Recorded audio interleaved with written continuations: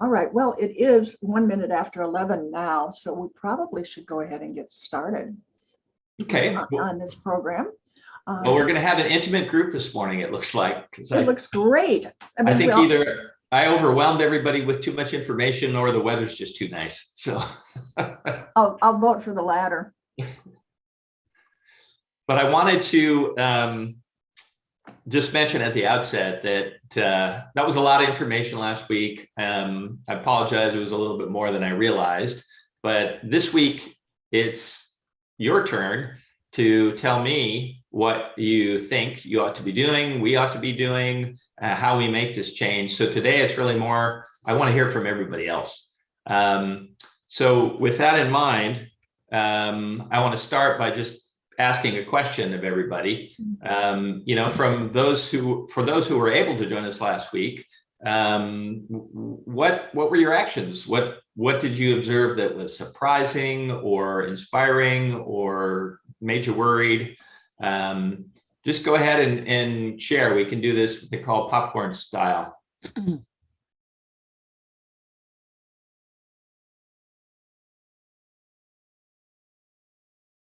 We are probably one of the highest concentrations of Teslas outside of places like the Bay Area, and now Texas actually is has a lot of Teslas as well. So yeah, when you go to other places, you realize that there just aren't any electric cars. And I'm talking about the United States. Remember, it's very different in other places around the globe. In fact, in Norway now, remember, it's the majority of new car sales are electric vehicles. Yeah, the tools for finding stations where you can charge are pretty good. You can, I think with Google Maps these days, you can do a route and then ask it to display where the charging stations are along that. So you can do some planning in advance to answer the question, will it be easy to make this trip if I have to stop and charge on the way? Well, let me, for those who weren't able to join us, just briefly recap what we learned. And what we talked about most of the time was the fact that we today have all the tools we need to radically reduce our emissions. We know what we need to do to drive emissions to zero. This challenge has been studied by the best minds, mathematicians, statisticians, economists, scientists, and these are the things we have to do, this list on the left. Reducing our energy use per capita, especially in places like the United States, generating clean electricity, and then electrifying most energy uses. Those are some big steps, and I've highlighted them in green here because not only do we already know how to do them, but we'll save money when we do these things. I shaded the electrify most energy use differently because it's kind of hard to make a blanket statement about this. In the case of electric vehicles, it's already cheaper over the lifetime of the vehicle than an internal combustion engine vehicle, because it's so much, it costs less to fuel them and it costs a lot less to maintain them.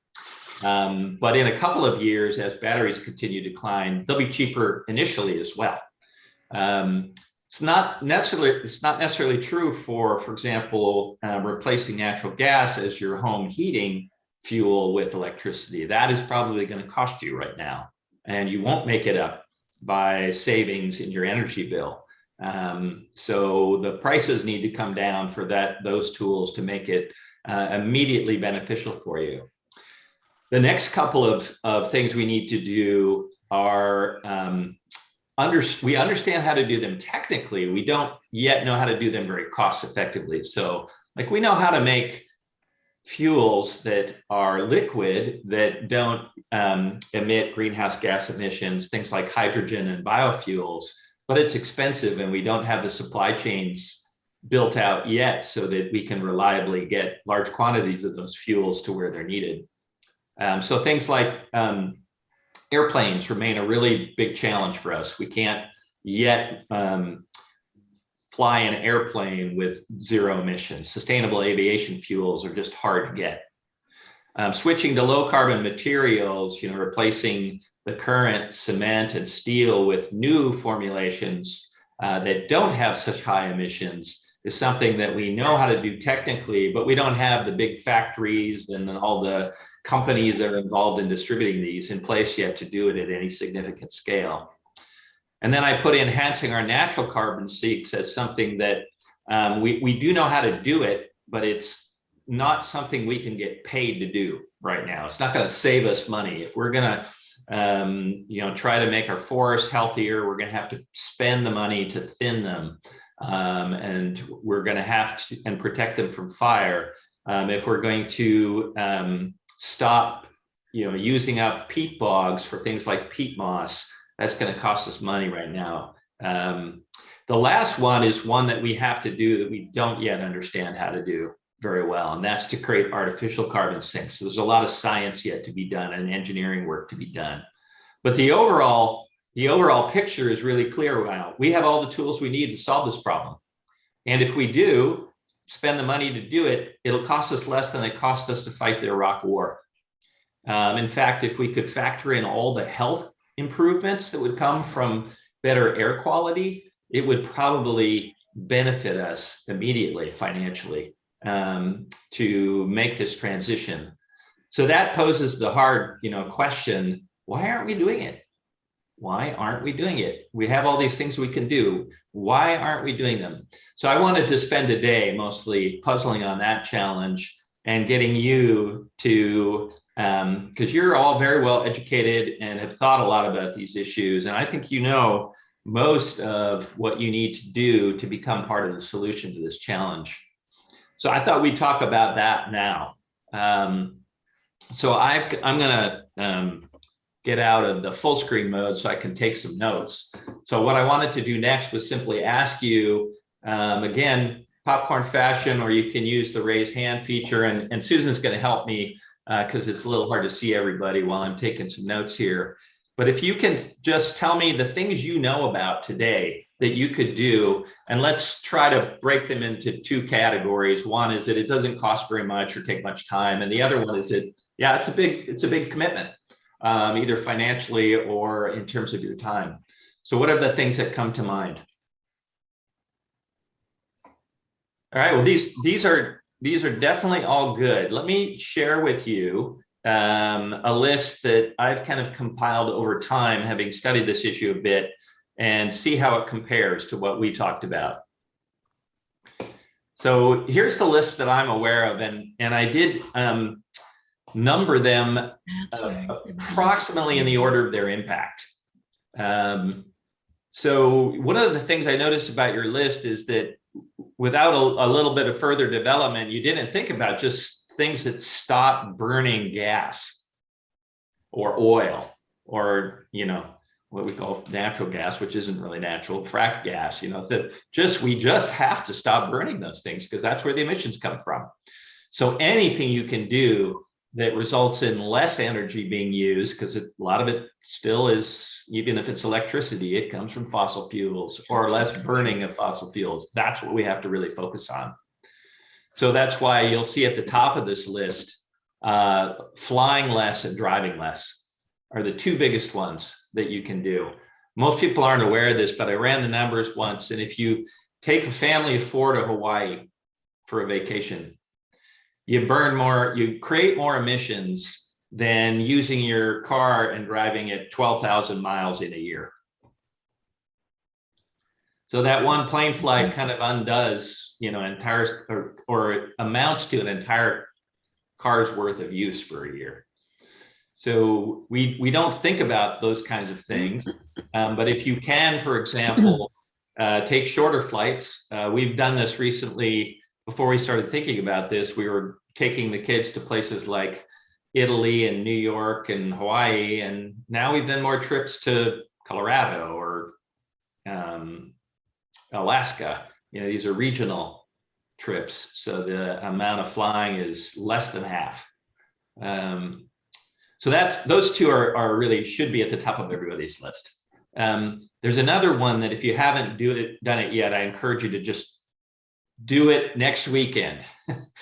Go around the house. If you find any incandescent bulbs, they're very inefficient. And if you replace them with LED light bulbs, you immediately make everybody better off. If you have halogen bulbs, it's a little bit more complicated, but I think it's simplest to just say, just go do this now and do it everywhere. The third one is changing our diets. This has just got huge ripple effects. I think you probably know this, but just didn't. I mean, some people have talked about it before. Is this one somebody's already trying to do? Yeah, I think you've pretty well summarized two things that are really significant about this dietary change. One is that it's generally better for our health. The second is that it's not all that hard to do. And there are a lot of great recipes. I used to be one of those people who thought beef is what's for dinner. And then I realized that there are lots of things you could have for dinner that are equally tasty and a much better source of calories. I was reading a book recently where the science on this shows that it takes 6 calories of energy to feed cattle and create a calorie that you ingest by eating, some beef. Whereas for fish and chicken, it's more like 2. So it's way more efficient to eat other sources of protein than beef. And then ultimately, of course, we need to move towards a lot more plants in our diet. I was glad to see that you came up with buying less stuff, because this is one that is really quite important that most people just don't think that much about, because they don't really, they aren't aware of the fact that there's fossil fuels used to make everything we buy almost. And some things much more intensive than others, but it's in there. Eco driving is simply using the brakes less and keeping your tires properly inflated, and then getting a regular tune-up. So you're being as efficient as you can with the car you already have. Electric vehicles are a lot more efficient inherently. You get more miles out per unit of energy you put into it. So I'd say you got probably half of these. So I think it's good that you've been thinking about and trying some of these things. I think you might be able to try some that you haven't yet, or shift your priorities a little bit and have more impact. And these are all easy to talk about because they just are habits for the most part. I don't really think there are very major sacrifices required to do any of these things, or even a lot of resources required on our part.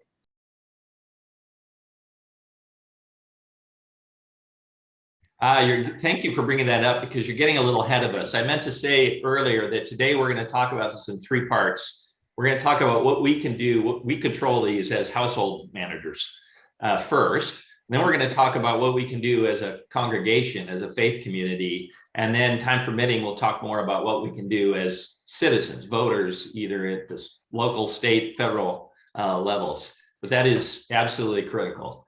Now, on the ones that take significant time and money to do, one that I would encourage you all to do just as soon as you can is to maybe have someone come in and do an analysis of your house. And if you haven't done this, you might have some surprises and might find some things you can do that would be really productive, but then don't cost all that much. So this is something that might cost several $100s. When I had it done, I think it was $400. And what they do is to create a partial vacuum in your house by blowing air out of it and sealing up where air comes in. And they use that to find out how tight your house is. And then they can go around, if there's a temperature difference between the inside and the outside that's significant, which there is in the winter, they go around with a camera that's a thermal detection, and they can find out where cold is coming into the building, for example, in the winter, or the opposite, heat in the summer, if it's a lot hotter outside. So there's some tools that they use that you can't do this yourself. I mean, you can check for big leaks of air if you feel a draft, but these tools are pretty helpful. And it doesn't cost all that much to get it done. Another one that's pretty approachable is replacing your water heater, because this is something you have to do on occasion. And if you switch to a heat pump water heater, that's really beneficial right now and doesn't cost that much. Some of these others are pretty big investments. The switching to an electric vehicle, that's the big one if you drive a car a lot. And switching to off natural gas is the huge challenge that we all have to tackle. And that one is absolutely more expensive and more complicated than anything else on this list. Were there any others on this list that take more time and money that you had questions about before we move on? Yeah, so one of the things that you can do, since you can't eliminate your emissions completely in the way our lives work these days, is to measure your emissions and offset what you can't eliminate. And what I mean by that is effectively pay someone else to do it for you.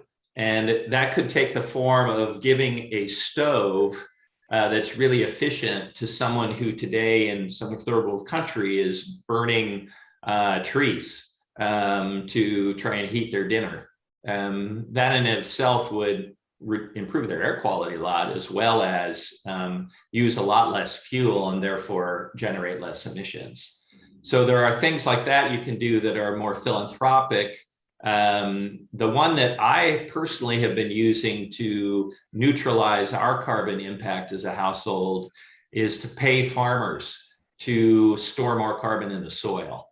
And for farmers, that means making some changes in their practices, like having cover crops on the field year round and not tilling the field as much, very little, which sometimes requires that they get new kinds of equipment to plant and harvest. So there are expenses for them, and to make this, to switch their behavior, I'm actually subsidizing what they do.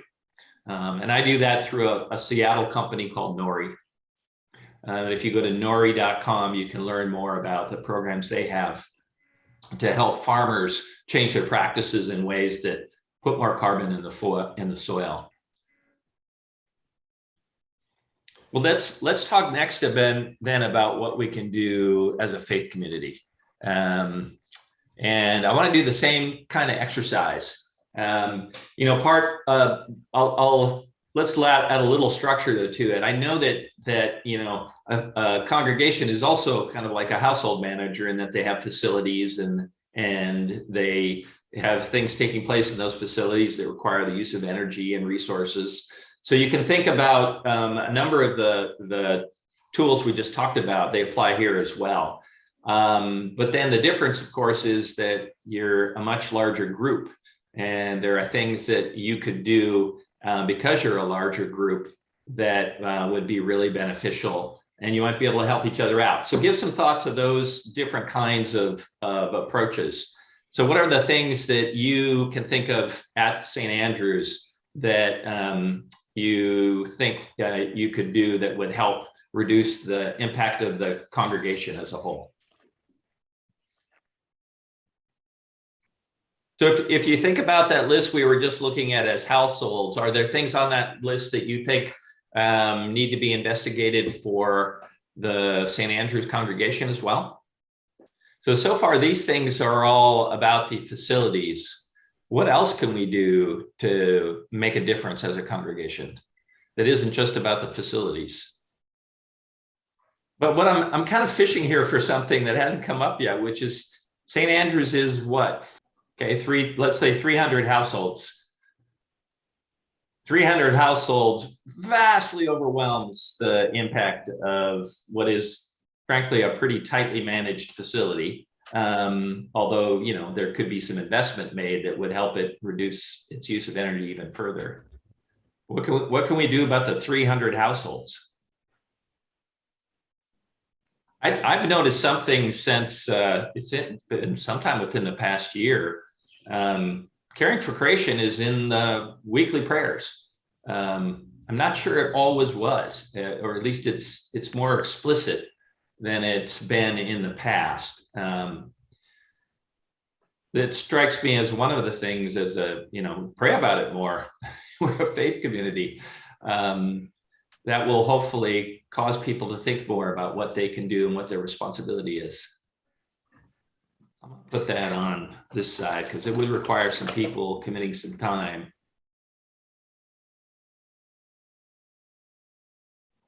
I think these are all excellent. And I think the thing that we should take away from even this, 5-minute exercise is that there's a lot we could do and we could do it together.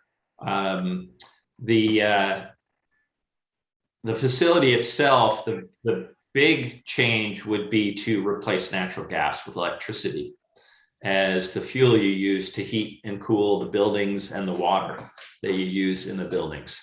That would be the big one. And that would be somewhat expensive, but as part of a study about reducing your impact, I can remember talking to I've forgotten her name now, but she's the synod or regional synod head. It'll come to me, but in any case, she told me that as part of the change with the Grace Lutheran transition, there were some funds that had become available as grants to individual congregations.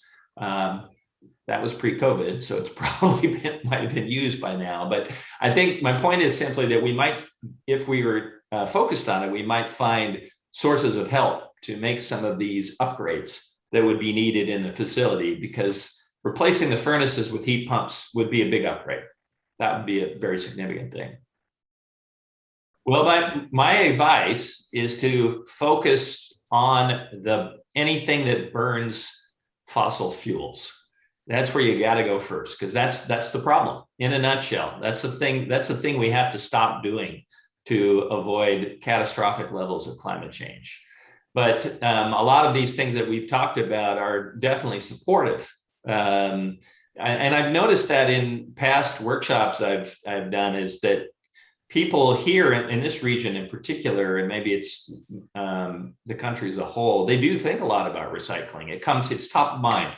It's right there. Whenever you ask about reducing emissions, people always talk about recycling. The fact is that that's a relatively small contributor to the global warming crisis. And I wouldn't, it addresses another crisis we have, but and materials use, but it is, in terms of impacting global warming, it's a pretty small impact. The one you need to go after is anything that burns fossil fuels. Do less of it or replace it with electricity. Those are the two things you can really think about. Wherever you see fossil fuels being burned, whether it's gas or oil or gasoline for cars, any of that, that's where we have to really focus our efforts. Well, I think we do have some time to talk about what we can do as citizens, because this is something that's becoming more and more important for us to think about. Let me get to that next here and ask the question again of everyone. What are the things you think you can do that would have impact that either don't take much time or money? We'll put those on the left side, or might be a pretty big investment. What are the things that are top of mind for you?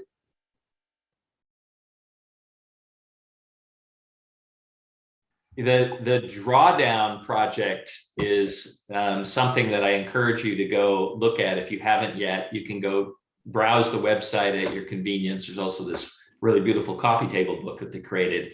But they went out and got a whole bunch of subject matter experts, PhD scientists, et cetera, and asked them to analyze the best 100 solutions to the global warming crisis. And they analyzed all sorts of things and tried to figure out how much it would cost, how much impact it would have, and what the benefits would be to us and what those were worth. And it's really encouraging. And the two of the most important things that we could do in terms of their impact are was educate girls. That was, globally, we're talking globally, educating girls could have one of the biggest impacts for the very reason that you just brought up, Mom, which is that they tend then to go on and have fewer children. And I'm trying to remember the other part of this, which was more about, I think it was basically providing loans to women to enable them to start businesses. Mm-hmm. Those were two of the things. And when they do that, when they're running a business, they're less likely to have more children. So both of those things tended to result in families being smaller. But in general, that's not our big problem right now. When it comes to global warming, it's not the numbers of us, it's the amount of emissions each one of us, particularly in wealthy nations, are producing. You're going to hear right now, as the talks in Glasgow, Scotland, what they call the Conference of the Parties 26 or COP26, you're going to hear a lot of posturing about how India needs to do more or China needs to do more. But the fact is that per capita, people in India produce about 1 metric ton of emissions per year, and Americans produce 19. So trying to ask the Indians to do more is nuts. I mean, it's just not going to help. They can't cut their emissions much more. What we can do to help them is to help them bypass fossil fuels entirely. There are several hundred million people in India who have no source of energy at all. They don't have an electrical grid. We could give them solar panels and they would be better off, and they wouldn't burn wood. They could start cooking with electricity. There's lots of things they could do then that would help them keep their emissions low. But the fact is, wealthy nations are going to have to step up to the plate and do a lot more. So that's why the notion that we need to have a lot less people will take pressure off, no question about it. But it's the amount that each of us are currently producing in terms of emissions that's a problem. And we don't solve that. It doesn't matter if our population would have to fall by, well, just think about it this way. If everybody keeps doing what they're doing in terms of the amount of emissions they produce, there would have to be half as many of us to get to our goal. And that has to happen in 8 years. That's not going to happen. That's not going to happen. So it's really on us. Back to this list then, what are other things that come to mind that you can do, you as an individual can do as a citizen? But I can assure you that in particular, when phone calls happen, when you flood the lines of your elected officials on some topic, they hear you. They do. All of the contacts do get logged. The systems that I've had opportunities to learn about are good enough that they know how many people call them on any given day, and they know what the issues are that they're calling about. So your voice is getting heard, even if you can't really feel it because you didn't get someone on the other end of the line acknowledging it. The petitions, not so much, but the contacts from a constituent now where the form has made you put in your address and they know this is someone in their district who's contacting them. They hear that. They, of course, are way more impressed if you try to meet with them. That really gets their attention. So meeting with your elected officials is obviously the most impactful form of contact that you could have, especially if it's with a group. So they know you are many. And you all feel the same way. You may have, as a Bellevue citizen, received opportunities to answer surveys about this. If you go look up on Bellevue's website, you'll find sustainability as something that they have lots of plans about. They don't have a lot of action. is the problem. So that's where you have to get involved and hold their feet to the fire. Make them accountable. So I'll just leave you with that, and I don't want to belabor that, but let me share with you, because we're getting on in time here, a list of things that I've observed that are quite specific that you could do. I mean, these are feasible. And the first one, if you joined us in 2020, I guess it was now,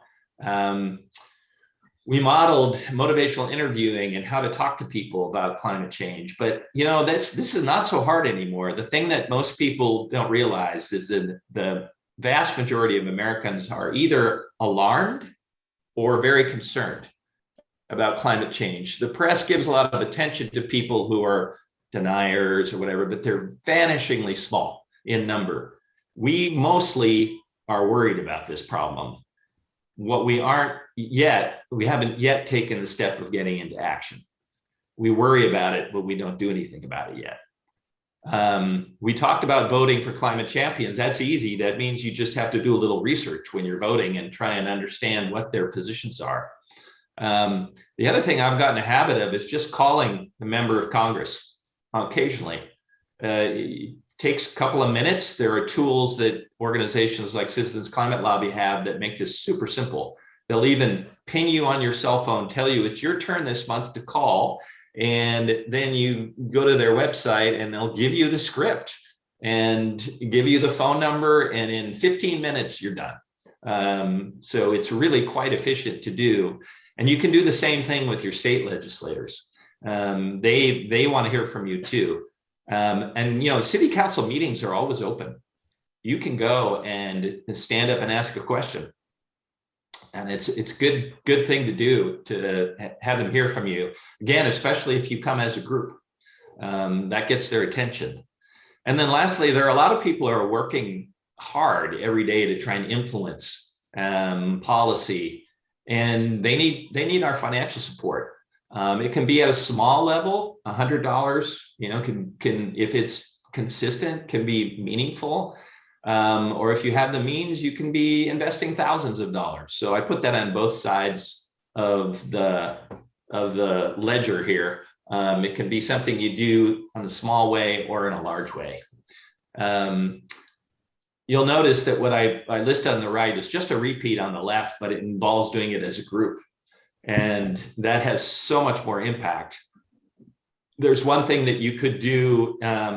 It's pretty easy to do this, is join every year. The Washington Environmental Council sponsors a day where at Olympia, where they have everyone come in and meet with their legislators. And so they do a lot of the work of organizing things for you. All you really have to show up and just tell them where you're from, and they'll put you in a group and tell you what the priorities are that we're trying to get accomplished as an environmental community in Washington in that session of the legislator. And you can go join a group of people to meet with your legislators.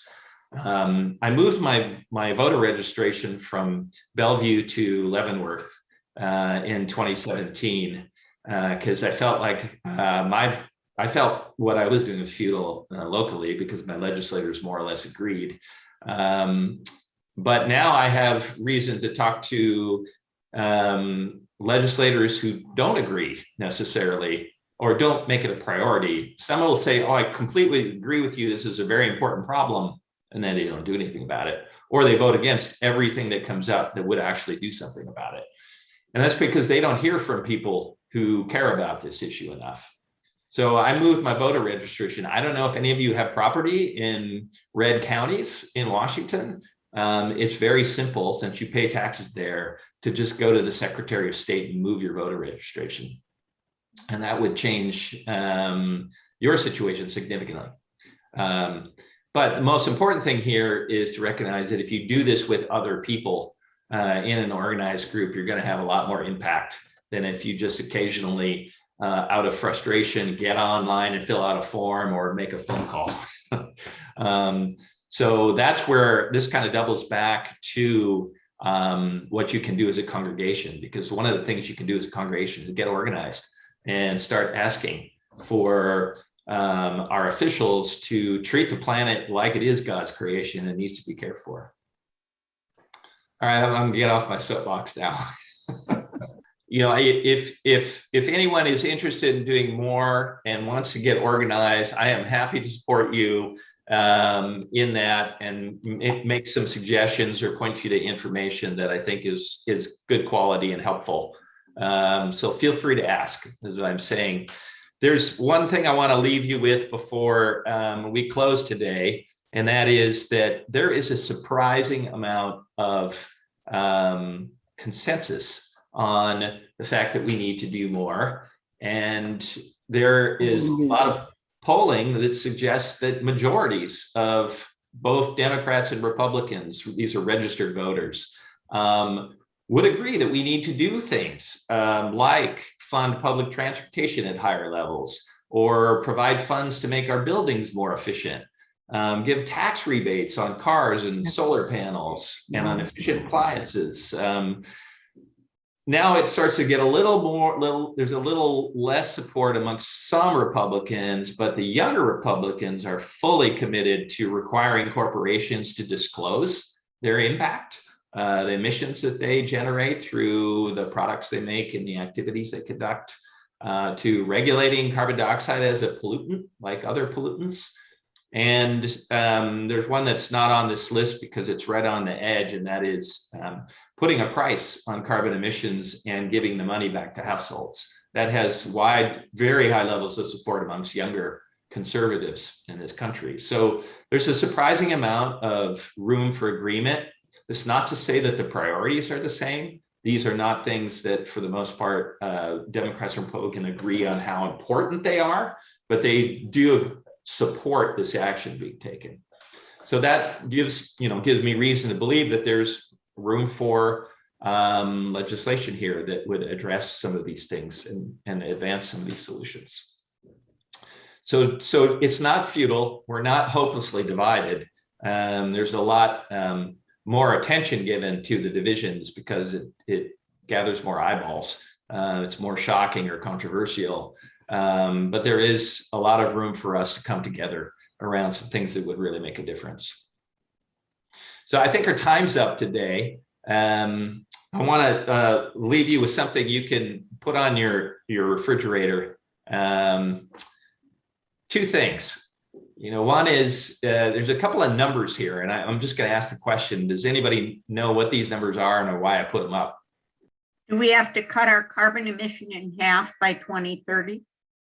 Yeah, that's the thing that's really come together in the scientific community in the past 5 years, is a much better understanding through tons and tons of research about how important it is, how little time we have left, and how close we are to tipping points on some really severe damage to our global climate system that will be very, very hard to undo. So the urgency of making these changes has increased a lot in the scientific community amongst the past 5 years. And then here's the reason for the last 50% number, and nobody, I think, really is aware of this. When we say reduce our emissions 50% by 2030, that still only gives us a 50% chance of avoiding catastrophic levels of climate change. Yeah, we're in a bind, and we need to really come together to get out of it, which is why I put the last statement up there. We absolutely have all the tools we need. We just have to go further, faster, and do it together. And I pray that some movement towards doing a lot more together as a global community comes out of this current conference of the parties proceedings. But even if it doesn't, there's so much we can do as a congregation, as a city government, and members or residents of Bellevue, as residents of the state of Washington, and we can do a lot at those levels as well. So even if we can't make progress at the federal levels, we can do this from the bottoms up as well. Jeff, thank you very, very much. As always, you are an inspiration and make me think of ways that I can help and wish I could do more. Thank you everybody for coming today. Let's say a short prayer. Dear Lord, thank you for minds like Jeff that can see the big picture and make suggestions to us. Dear Lord, help us take care of this wonderful world that you gave us. We haven't done a very good job, but we've still got time if we get moving and go further, faster together. In the meantime, go forth, love and serve, and take care of your people. Amen. Have a great day, everybody.